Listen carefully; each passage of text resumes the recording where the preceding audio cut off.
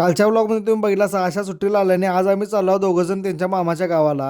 आता विषय असा आहे की अशा लिमिटेड सुट्टीवरती आले त्याच्यामुळे लय काही फिरायला गावणार नाही. आणि त्यात विषय काय झाला, आज अमावस्या असल्यामुळे आदमापुरावर लईच ट्रॅफिक झालंय. आणि ते ट्रॅफिक होण्यामागचं कारण पण तसंच आहे, कारण आदमापुरात भरपूर अशी पार्किंगची ठिकाण आहेत, तरी पण लोक या ब्रिज वरती गाड्या लावून चालल्यात. दुपारच्या जेवणाची वेळ पण झालती म्हणून आम्ही या हॉटेलला जेवायला थांबलेलो आहोत. एक तर सकाळपासून मी काय खायला नव्हतं आणि त्यात अशा आल्यावरती फक्त चहा घेऊन आम्ही बाहेर पडलेलो, त्याच्यामुळे भूक पण लई लागलेली. आणि सगळ्यात मोठा विषय म्हणजे मी व्हेज आहे आणि आशानं पण माझ्यासोबत व्हेज घेतलेला आणि जेवण आम्हाला परफेक्ट मिळालं. जेवून झाल्यावर इथनं बाहेर पडला आणि सर्व गेला कुरात आणि कुरातनं लगेच नादवडे करून आम्ही चालला होता टिकेवाडला आशांच्या मामाच्या गावाला. मुदा तिट्टा सोडून तुम्ही जरासं पुढे आला असा की तुम्हाला बऱ्यापैकी कोकणात आल्यासारखं वाटतंय. आमच्याकडच्या डोंगरांच्या पेक्षा इकडच्या डोंगरांची रचना जराशी वेगळीच आहे. टिकेवाडी या गावात आल्यावरती जरासं भारी वाटालं, कारण इकडची घरं सगळी आकर्षक आहेत आणि महत्वाचं म्हणजे ही सगळी घरं डोंगरात बांधल्यात. आशांचा मामा ड्युटीवरती चाललेले आहेत आणि हे जरा वेगळं स्ट्रक्चर काहीतरी दिसलं म्हणून मी त्यांना विचारले तर त्यांनी मला सगळं सांगितलं. इकडचं वातावरण तर एक नंबर होतं आणि आता आम्ही तिघजण चाललोय मामांच्या शेताकडे फिरायला.